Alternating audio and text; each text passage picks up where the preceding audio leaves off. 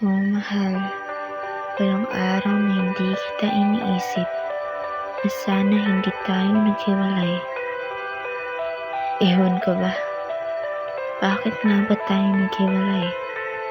Isang mga araw naman na tayo laging magkasama. Yung mga oras na tayo, palagi naman tayong masaya. Yung parang wala nang sisira pa sa relasyon nating dalawa.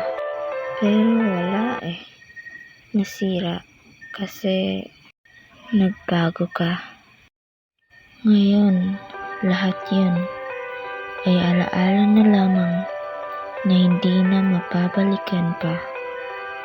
Akala ko'y magiging okay rin ako, kaso masakit yung nakikita kitang masaya, kapiling ang iba. Samantalang ako rito, di makapaniwala sa nangyari sa ating dalawa.